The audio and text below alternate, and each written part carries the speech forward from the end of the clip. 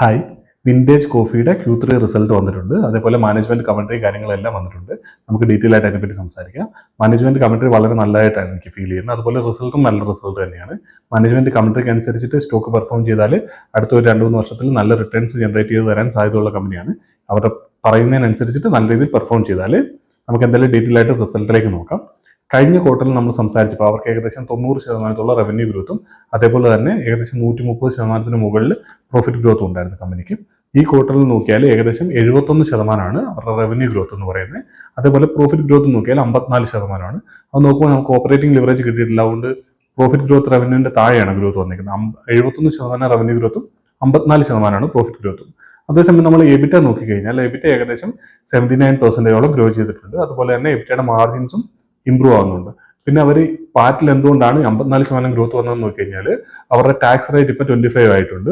അതുകൊണ്ട് തന്നെ ആ ടാക്സ് കൂടെ കട്ട് ചെയ്ത സമയത്താണ് അവർക്ക് ഈ പറഞ്ഞ പോലെ 54%-ലേക്ക് അവരുടെ പ്രോഫിറ്റ് കുറഞ്ഞു പോയത്. അതല്ലായിരുന്നുണ്ടെങ്കിൽ ഈ പറഞ്ഞ പോലെ ഓപ്പറേറ്റിംഗ് ലിവറേജ് കമ്പനിക്ക് കിട്ടുന്നതാണ്. വലിയ കൺസേണിംഗ് ആയിട്ടുള്ള കാര്യങ്ങളൊന്നുമില്ല. കൃത്യമായിട്ട് തന്നെയാണ് കമ്പനിയുടെ കാര്യങ്ങളെല്ലാം നടന്നുകൊണ്ടിരിക്കുന്നത്.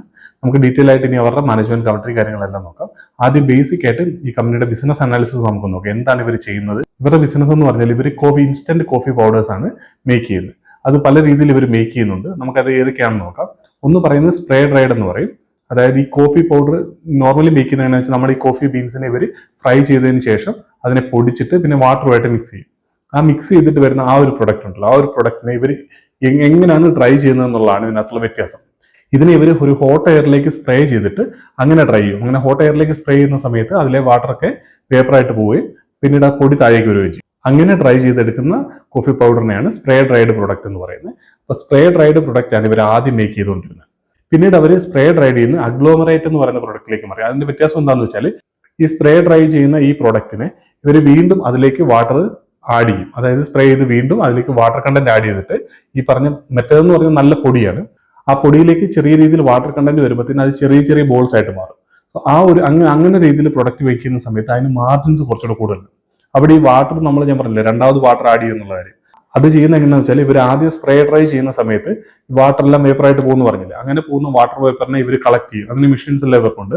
സോ അത് കളക്ട് ചെയ്യുന്ന സമയത്ത് എന്ത് സംഭവിക്കുന്നത് വെച്ചാൽ ഓൾറെഡി സ്പ്രേ ഡ്രൈഡ് ചെയ്യുന്ന സമയത്ത് ഇതിനകത്തുള്ള ഇതിന്റെ സ്മെല്ലും ഫ്ലേവറും ഒക്കെ ഇവർ കുറെ നഷ്ടപ്പെട്ടു പോകും.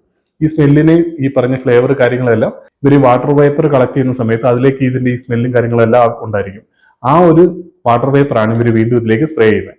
അതുകൊണ്ട് തന്നെ ഈ അഗ്ലോമറേറ്റിലേക്ക് വരുമ്പോഴത്തേന് കുറച്ചും കൂടെ ഈ പറഞ്ഞ പോലെ അതിന്റെ ഫ്ലേവർ അതിന്റെ സ്മെല്ലും കാര്യങ്ങളെല്ലാം പ്രൊഡക്റ്റിന് കൂടുതലായിരിക്കും. അതുകൊണ്ട് തന്നെ ആ പ്രൊഡക്റ്റിന് കുറച്ചുകൂടെ മാർജിൻസ് കിട്ടുന്നത്. അതായത് കുറച്ചുകൂടെ പ്രീമിയം പ്രൊഡക്റ്റ് ആണ്. നോർമൽ സ്പ്രേ ഡ്രൈഡിനെ കഴിഞ്ഞ് കുറച്ചുകൂടെ പ്രീമിയം ആണ് ഈ പറഞ്ഞ അഗ്ലോമറേറ്റഡ് പ്രൊഡക്റ്റ് എന്ന് പറയുന്നത്. അപ്പൊ ആദ്യം ഇവർ സ്പ്രേ ഡ്രൈഡ് മാത്രമേ ഉണ്ടായിരുന്നുള്ളൂ. അവിടുന്ന് ഇവർ അഗ്ലോമറേറ്റിലേക്ക് മാറി. അതിന്റെ കപ്പാസിറ്റിയാണ് ഇപ്പൊ കമ്പനിയിലുള്ളത്. ഏകദേശം 6500 മെട്രിക് ടണ്ണിന്റെ കപ്പാസിറ്റിയാണ് കമ്പനിക്ക് ടോട്ടൽ ആയിട്ടുള്ളത്. ഇപ്പൊ അതിലേക്ക് അവർ ഈ ഒരു ക്വാർട്ടറിൽ അതായത് Q4 ഏകദേശം 4500 മെട്രിക് ടണ്ണോട് ആഡ് ചെയ്യുവാണ്. അത് മാനേജ്മെന്റ് പറയുന്നത് വെച്ചാൽ അടുത്ത 2 ആഴ്ചക്കുള്ളിൽ തന്നെ അതിന്റെ പ്രൊഡക്ഷൻ സ്റ്റാർട്ട് ചെയ്യുന്നുള്ള കാര്യമാണ്. അപ്പൊ അതിന്റെ പ്രൊഡക്ഷനോട് ഇനിയിപ്പം അടുത്ത Q4 റിസൾട്ട് വരുന്ന സമയത്ത് നമുക്ക് കാണാനായിട്ട് പറ്റും.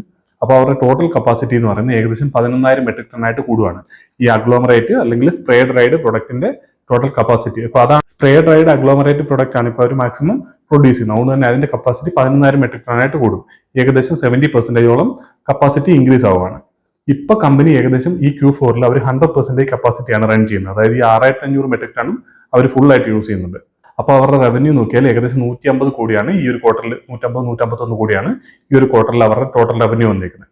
അപ്പൊ അടുത്ത ക്വാർട്ടറിലേക്ക് ഇനിയിപ്പോൾ പുതിയ പ്രൊഡക്റ്റ് ഏകദേശം 70% വരുമ്പോൾ അവർക്ക് ഏകദേശം 240-250 കോടിക്കുള്ള പൊട്ടൻഷ്യൽ കമ്പനിക്ക് ഉണ്ടാവും ഇനി വരുന്ന ക്വാർട്ടറുകളിൽ. അതായത് FY27 അവർക്ക് ആ ഒരു രീതിയിൽ ഗ്രോ ചെയ്യാൻ പറ്റും. അത് നോക്കിയാൽ ഏകദേശം 240 വെച്ചിട്ട് ഒരു ക്വാർട്ടറിൽ വെച്ച് 4 ക്വാർട്ടർ നോക്കിയാൽ ഏകദേശം 1000 കോടിക്ക് അടുത്ത് അവർക്ക് റവന്യൂ ജനറേറ്റ് ചെയ്യാനായിട്ട് വരും. നമ്മൾ 1000 എടുക്കുന്നില്ല, ഏകദേശം ഒരു 900 കോടി അവർ റവന്യൂ ജനറേറ്റ് ചെയ്താൽ ഇപ്പൊ ഈ ഒരു ഫിനാൻഷ്യൽ ഇയർ എൻഡ് ചെയ്യുന്ന സമയത്ത് അവർക്ക് ഏകദേശം ഒരു 550-560 കോടിയോളം റവന്യൂ വരാൻ സാധ്യതയുണ്ട് ഇപ്പൊ അടുത്ത Q4 റിസൾട്ട് വരുന്ന സമയത്ത്. അങ്ങനെ നോക്കിയാലും കമ്പനി നല്ല രീതിയിൽ 70%-നൊക്കെ മുകളിൽ അടുത്ത ഫിനാൻഷ്യൽ ഇയറിലും ഗ്രോ ചെയ്യാനുള്ള പൊട്ടൻഷ്യൽ അവിടെ കാണുന്നുണ്ട്. പിന്നെ ഇതിനകത്ത് വ്യത്യാസം വരാൻ വേറൊരു സാധ്യതയുള്ള എന്താണെന്ന് വെച്ചാൽ ഇവരുടെ റവന്യൂ മിക്സ് അല്ലെങ്കിൽ ഇവരുടെ പ്രൊഡക്റ്റ് മിക്സിന്റെ കാര്യത്തിനകത്ത് ചേഞ്ച് വരുന്നുണ്ട്. നേരത്തെ ഇപ്പൊ ഞാൻ പറഞ്ഞില്ലേ കോഫി പൗഡർ ഇവർ മേക്ക് ചെയ്തതിനു ശേഷം ഇതിന്റെ ഏകദേശം 90% ഇവർ എക്സ്പോർട്ട് ആണ് ചെയ്യുന്നത്. ഡൊമസ്റ്റിക് മാർക്കറ്റിലല്ല കൂടുതലായിട്ട് സെൽ ചെയ്യുന്നത്, എക്സ്പോർട്ട് ആണ് ഇവർ കൂടുതലായിട്ട് ചെയ്യുന്നത്. അപ്പൊ 90% എക്സ്പോർട്ട് ചെയ്യുന്നു. ആ എക്സ്പോർട്ട് ചെയ്യുമ്പോൾ അതിന് മാർജിൻ കൂടുതലാണെന്നുള്ള കാര്യം എല്ലാവർക്കും അറിയാമെന്ന് വിചാരിക്കുന്നു. അപ്പൊ ഇവരിത് ബൾക്കായിട്ട് അല്ലെങ്കിൽ ഈ പറഞ്ഞ ഹോൾസെയിൽ ആയിട്ടാണ് ഇത് ചെയ്തുകൊണ്ടിരിക്കുന്നത്. ഇപ്പൊ അവർ അതിൽ നിന്ന് റീറ്റെയിലേക്ക് ചെറിയ രീതിയിൽ മാറുന്നുണ്ട്. ഈ ഒരു ക്വാർട്ടറിൽ നോക്കിയാൽ ഏകദേശം 50-50 ആണ് അതിന്റെ റേഷ്യോ എന്ന് പറയുന്നത്.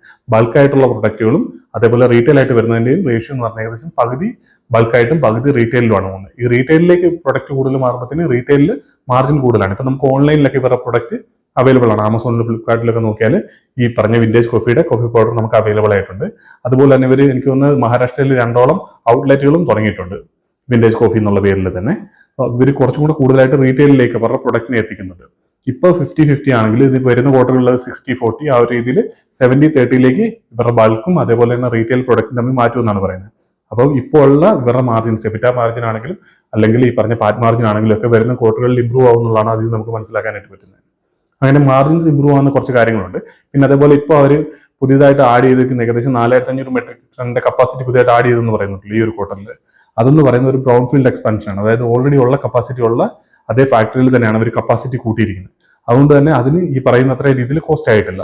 അതുകൊണ്ട് തന്നെ അടുത്ത ക്വാർട്ടറിലേക്ക് തൊട്ട് ഇവരുടെ റിസൾട്ട് വരാൻ തുടങ്ങുമ്പോൾ അതിന് വേണ്ടി വരുന്ന എക്സ്പെൻസ് അത്രയും വരുന്നില്ല. അതായത് ഒരു മൊത്തത്തിലൊരു ഫാക്ടറി ഉണ്ടാക്കി 4500 മെട്രിക് ടൺ ഉണ്ടാകുന്നു. അതിലൊരു ഗ്രീൻ ഫീൽഡിൽ എക്സ്പാൻഡ് ചെയ്ത് അവിടെ അത്രയും കപ്പാസിറ്റി ഉണ്ടാക്കുന്നതും ബ്രൗൺ ഫീൽഡ് ചെയ്യുന്നതും തമ്മിലുള്ള ഒരു ഡിഫറൻസ് ഉണ്ടല്ലോ.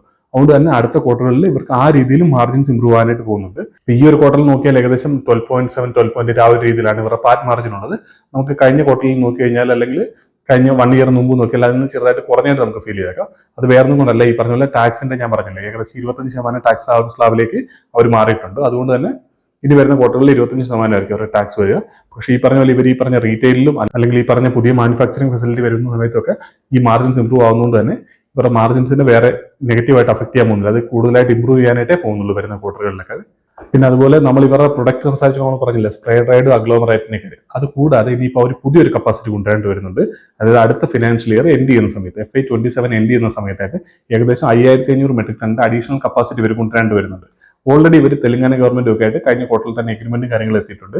ഏകദേശം 1100 കോടിയോളം അവർ തെലങ്കാനയിൽ ഇൻവെസ്റ്റ് ചെയ്യുമെന്നുള്ളതാണ് അതിൽ പറഞ്ഞിരിക്കുന്നത്.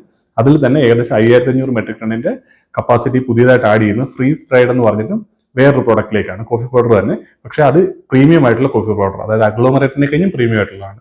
അതിന്റെ റവന്യൂ നോക്കിക്കഴിഞ്ഞാൽ ഇപ്പോൾ 4500 മെട്രിക് ടൺ യൂസ് ചെയ്ത് ഉപയോഗിക്കുന്ന അഗ്ലോമറേറ്റിന്റെ പ്രൊഡക്റ്റിനെ കഴിഞ്ഞും ഏകദേശം 40% അതിന്റെ പ്രൈസ് കൂടുതലാണെന്നാണ് മാനേജ്മെന്റ് പറഞ്ഞിരിക്കുന്നത്.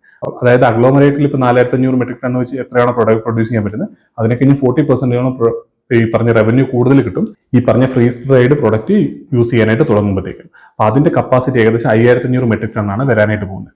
അതിപ്പോ നമ്മൾ ഈ അഗ്ലോമറേറ്റുമായിട്ട് കമ്പയർ ചെയ്ത് നമ്മൾ നോക്കിയാൽ അതിന്റെ റവന്യൂ പൊട്ടൻഷ്യൽ നോക്കിയാൽ ഒരു 160-175 കോടിക്കുള്ള പൊട്ടൻഷ്യൽ ഈ പറയുന്ന 5500 മെട്രിക് ടണ്ണിൽ നിന്ന് ഇപ്പൊ നമ്മുടെ ഒരു കാൽക്കുലേഷൻസ് വെച്ച് നോക്കിയാൽ നമുക്ക് മനസ്സിലാക്കി എടുക്കാനായിട്ട് പറ്റും. അങ്ങനെ നോക്കുമ്പോഴത്തേന് അടുത്ത 2028 എന്ന് പറയുന്ന ഫിനാൻഷ്യൽ ഇയറിലേക്കും ഗ്രോ ചെയ്യാനുള്ള പൊട്ടൻഷ്യൽ, അതായത് 2027 ഫിനാൻഷ്യൽ ഇയർ എൻഡ് ചെയ്യുന്ന സമയത്ത് ഏകദേശം ഈ കപ്പാസിറ്റി വരും എന്നുള്ള കാര്യം പറയുന്നത്. അതായത് അടുത്ത ഈ Q4 അല്ല, അടുത്ത Q4 ആകുമ്പോഴത്തേന് ഏകദേശം ആ ഒരു കപ്പാസിറ്റി മിക്കവാറും പ്രൊഡക്ഷൻ സ്റ്റാർട്ട് ചെയ്യുമെന്ന് തന്നെയാണ് പറഞ്ഞിരിക്കുന്നത്. അപ്പോൾ നോക്കുമ്പോൾ 2028 ഇവർക്ക് ഗ്രോ ചെയ്യാനുള്ള പൊട്ടൻഷ്യൽ വീണ്ടും അതിൽ നിന്ന് വരുവാണ് ചെയ്യുന്നത്. അതിന് തന്നെ ഞാൻ പറഞ്ഞില്ല ഏകദേശം 170-180 കോടിയോളം അതിൽ നിന്ന് റവന്യൂ വരാനുള്ള സാധ്യതയുണ്ട്. അപ്പൊ അങ്ങനെ നോക്കുമ്പോൾ വീണ്ടും അടുത്ത ഫിനാൻഷ്യൽ ഇയറിലും 2028 ഇവർക്ക് 50% മുകളിൽ ഗ്രോ ചെയ്യാനുള്ള പൊട്ടൻഷ്യൽ ആ പറഞ്ഞ പുതിയ കപ്പാസിറ്റി വരുമ്പോൾ സംഭവിക്കും. പിന്നെ അതുപോലെ മാനേജ്മെന്റ് ജസ്റ്റ് വേഗമായിട്ടൊരു കാര്യം ഇവിടെ പറഞ്ഞിട്ടുണ്ട്. ഈ പറഞ്ഞ 1100 കോടി തെലങ്കാനയിൽ ഇൻവെസ്റ്റ് ചെയ്യുമെന്ന് പറഞ്ഞല്ലോ, അതിനകത്ത് ഇപ്പം ഈ ഒരു കപ്പാസിറ്റിക്ക് ഏകദേശം 450 കോടിയാണ് അവർക്ക് ക്യാപെക്സ് ആയിട്ട് വരുന്നത്. അതിനുശേഷം അവർ എക്സ്ട്രാ ചെയ്യാനായിട്ട് പോകുന്നത് ഇതേ പ്രോഡക്റ്റിന് തന്നെ phase 2 ആണ് അവരോട് ചെയ്യാൻ പോകുന്നത്. അതെന്ന് പറയുന്നത് ഏകദേശം 5500 മെട്രിക് ടൺ തന്നെ ആയിരിക്കും. അത് 2028 പകുതിയോട് സമയത്തോട് കൂടിയിട്ട് അത് പ്രൊഡക്ഷൻ സ്റ്റാർട്ട് ചെയ്യുമെന്നാണ് മാനേജ്മെന്റ് പറഞ്ഞിരിക്കുന്നത്. അപ്പൊ അങ്ങനെ നോക്കിയാൽ FY29 ഗ്രോ ചെയ്യാനുള്ള പൊട്ടൻഷ്യൽ മിക്കവാറും, അതായത് FY28 ഈ പറഞ്ഞ പോലെ പുതിയ 5500 മെട്രിക് ടണ്ണിന്റെ കപ്പാസിറ്റി വരുന്നതുകൊണ്ട് നടക്കും. അത് ഏകദേശം ഒരു Q1 Q2 വരെയൊക്കെ, അതായത് FY29 Q1 Q2 വരെയൊക്കെ മിക്കവാറും അതിന്റെ ഒരു കപ്പാസിറ്റി കൊണ്ട് തന്നെ ഇവർക്ക് റൺ ചെയ്യാനായിട്ട് പറ്റും.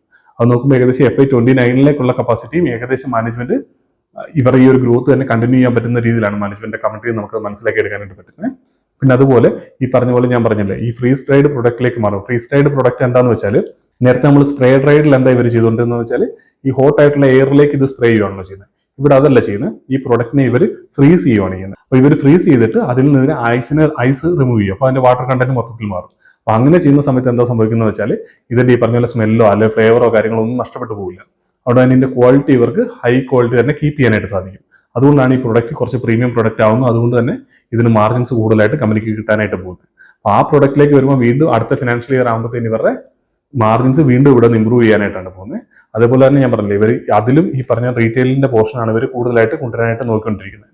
അങ്ങനെ എല്ലാം കൂടെ നോക്കുമ്പോൾ ഇവരുടെ പാർട്ട് മാർജിൻ വരുന്ന ക്വാർട്ടറുകളിൽ അല്ലെ വരുന്ന ഫിനാൻഷ്യൽ ഇയറുകളിൽ ഇംപ്രൂവ് ചെയ്യാനുള്ള സാധ്യതയാണ് കാണുന്നത്. അതേപോലെ തന്നെ ഇതേപോലെ ഈ ക്യാപെക്സുകളൊക്കെ പ്രോപ്പറായിട്ട് നടന്നാൽ 50% മുകളിൽ ഇവർക്ക് കൺസിസ്റ്റന്റ് ആയിട്ട് അടുത്തൊരു 2-3 വർഷത്തിന് മുകളിൽ പെർഫോം ചെയ്യാനുള്ള പൊട്ടൻഷ്യൽ കമ്പനിക്ക് ഈ പറഞ്ഞ ക്യാപെക്സ് അവർക്ക് പ്രൊവൈഡ് ചെയ്ത് കൊടുക്കുന്നുണ്ട്.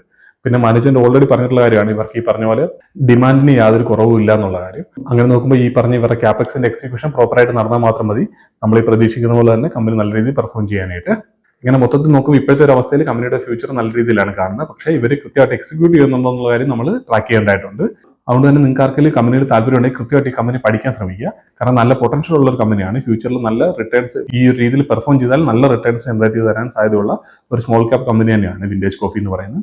ഇപ്പോൾ അവരുടെ PE റേഷ്യോ നോക്കിയാൽ ഏകദേശം 32 ആണുള്ളത്. ഈ അടുത്തൊരു ക്വാർട്ടറിലേക്കുള്ള അവരുടെ ഒരു റവന്യൂ ഒരു 50% മുകളിലെങ്കിലും പ്രോഫിറ്റ് ഗ്രോത്ത് വന്നാൽ ഏകദേശം 70-71 കോടിയിലേക്ക് അവരുടെ ഈ ഒരു ഫിനാൻഷ്യൽ ഇയറിലെ റവന്യൂ എത്തും. അങ്ങനെ നോക്കിയാൽ അത് വെച്ച് നോക്കി അവരുടെ ഒരു ഫിനാൻഷ്യൽ ഇയറിലെ ഫോർവേഡ് P എന്ന് പറയുന്നത് ഏകദേശം 30-ന് വരുന്നത്.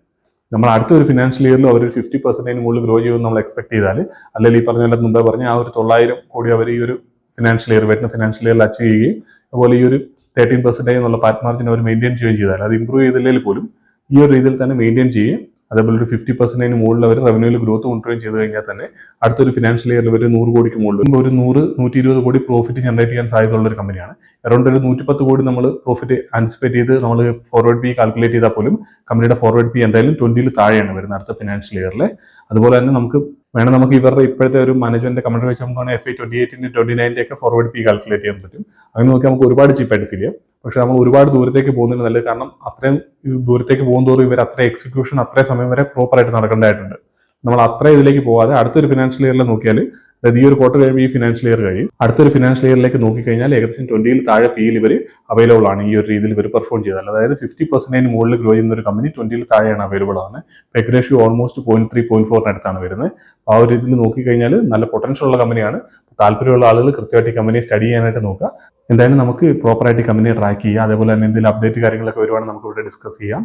ഒരുപാട് കമ്പനികളുടെ റിസൾട്ടും അപ്ഡേറ്റുകളും കാര്യങ്ങളെല്ലാം വരുന്നുണ്ട്. കഴിവതും പറ്റുന്ന കമ്പനികളുടെയൊക്കെ വീഡിയോസ് ഞാൻ ചെയ്യാനായിട്ട് ശ്രമിക്കാം. ഇത് ഈ ഒരു February-March തന്നെ നമുക്ക് പരമാവധി കമ്പനികളെ നമുക്ക് പ്രോപ്പറായിട്ട് ട്രാക്ക് ചെയ്യാനായിട്ട് ട്രൈ ചെയ്യാം. അടുത്തൊരു വീഡിയോയിൽ കാണാം.